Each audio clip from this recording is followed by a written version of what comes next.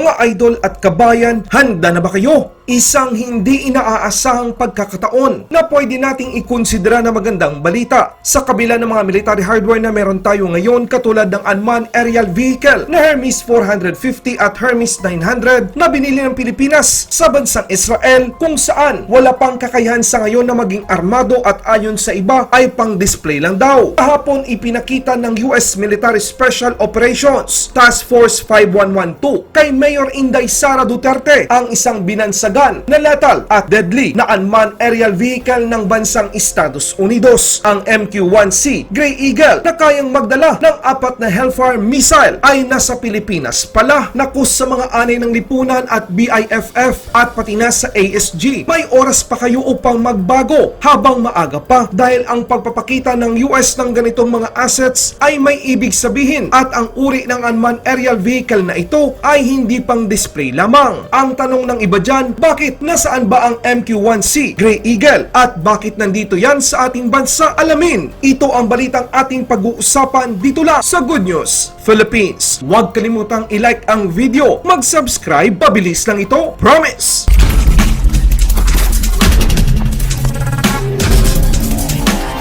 Mga idol at kabayan, ayon sa official Facebook page ni Mayor Inday Sara Duterte, naimbitahan siya upang mabisita ang unmanned aerial vehicle na MQ-1 Gray Eagle o kilala rin sa tawag na Predator ng US Military Special Operation Task Force 5112 sa loob ng Western Mindanao Command ng Armed Forces of the Philippines. Nagpasalamat ang alkalde ng Davao sa mga personal na nagtour sa nasabing pasilidad upang makita ang nasabing unmanned aerial vehicle na nasa loob mismo ng pasilidad ng Western Mindanao Command sa Zamboanga. Nagpapakita lang ito mga idol at kabayan na patuloy pa rin ang suporta ng Estados Unidos upang sugpuin ang mga masasamang loob at lumalaban sa gobyerno ng Pilipinas sa Mindanao. Hindi ito ang unang pagkakataon na nag-operate ang US Special Forces sa Pilipinas. Sa katunayan mula 2001 hanggang 2014, isang average ng 500 hanggang 600 na mga US Army, Navy, Air Force at Marine Corps Special Operations Unit ang patuloy na nagtatrabaho sa ilalim ng command ng Joint Special Operation Task Force. Nagbibigay sila ng pagsasanay, payo at tulong sa panahon ng operasyon sa parehong mga Philippine Special Operations Unit at mga piling air, ground at naval unit ng bansa. Nagsasagawa din sila ng civil, military and information operations sa Basilan, sa Arkipelago ng Sulu at sa iba pang lugar sa Mindanao. Nagbibigay sila ng intelligence, surveillance, reconnaissance, medical evacuation at pangangalaga o tulong sa oras ng emerhensya. Tinutulungan din nila ang pagpaplano, katalinuhan sa magkasanib na mga operations command at pag-unlad ng puwersa sa punong himpilan ng institusyon. Pero ang Pilipinas ay malaki rin ang ambag sa matagumpay na pagkasira ng paglaganap ng banta ng terorista sa bansa at pagpapabuti ng mga puwersang pansiguridad nito, partikular ang mga Special Operation Units.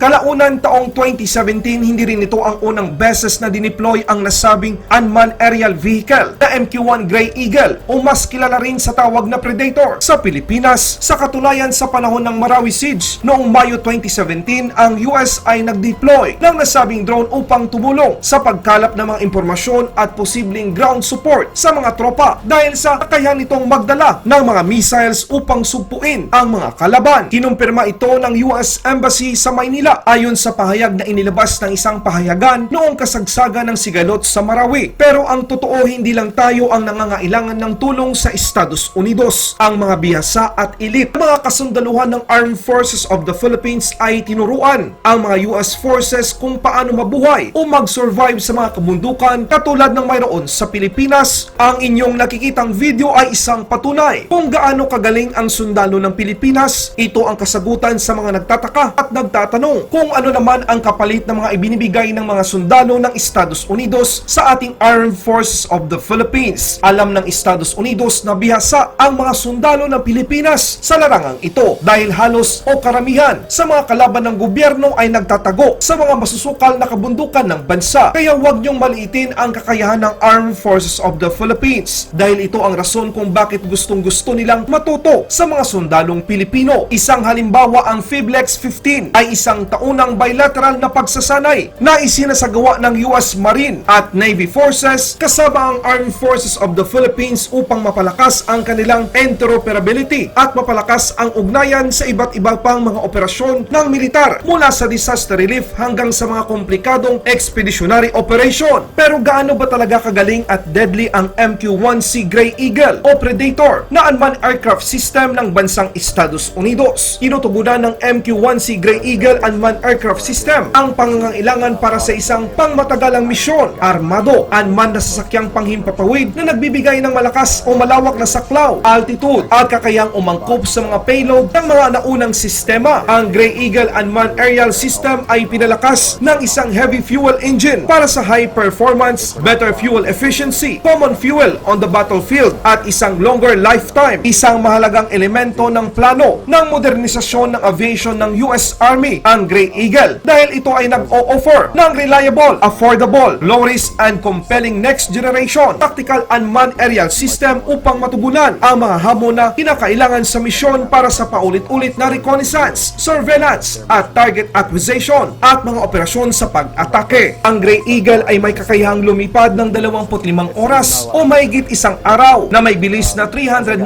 km per hour, paring mag-operate sa taas na hanggang 29,000 feet at kayang magdala ng 1,075 pounds o 488 kilograms, both internal and external payload. Ang sasakyang panghimpapawid ay maaring magdala ng maramihang mga kargamento kasama na ang electro-optical, infrared na may laser designation, synthetic aperture radar, communication relay at 4 na Hellfire missiles. Kung ihahambing sa iba pang mga uri ng Predator, ang Gray Eagle unmanned aerial vehicle ay sinusuportahan ang heavy fuel engine na konsepto ng US Army sa larangan ng digmaan at nagbibigay ng mas mataas na horsepower at makabuluhang mapabuti ang fuel efficiency na pwedeng gamitin ang jet o diesel fuel. Nagtatampok ang Gray Eagle ng isang automatic take-off at landing system na nagbibigay daan sa paglunsad ng sasakyang panghimpapawid at pag-recover ng walang pakikipag-ugnay sa operator. Ang Gray Eagle aircraft ay matagumpay na nagsagawa ng libu-libong mga take-off and landings. Gaano ba kahalaga ang MQ-1C Gray Eagle unmanned aerial vehicle sa ating mga sundalo? Ang MQ-1C ay nagbibigay ng warfighter na nakatuon, tiniyak, multi-mission na mga kakayahan ng unmanned aerial vehicle sa lahat ng 10 dibisyon ng US Army upang suportahan ang mga combat operations ng mga commander at Army Special Forces at Intelligence at pati na ang Security Command. Kung ano man ang misyon ng nasabing MQ-1C Gray Eagle ng US Special Operations dito sa bansa, tiyak na malaki ang maitutulong nito upang makakalap ng mga impormasyon sa kalaban at ang kakayahan nitong umatake at sumuporta sa mga tropa kung kinakailangan. Marahil ipinapakita ng Estados Unidos kung paano kaepektibo ang nasabing unmanned aerial vehicle sa ating Philippine Army dito sa ating bansa, lalo na sa Mindanao, dahil isa rin ito sa mga posibleng military hardware na gustong bilhin at magamit ng ating mga kasundaluhan sa hinaharap na hindi na nangangailangan ng pisikal na tauhan upang matupad at maging matagumpay sa kanilang misyon. Maraming salamat. Ang tagahatid ng balita, Good News Philippines. Mabuhay ang Philippine Army! Mabuhay ang Pilipinas! Laban Pinas!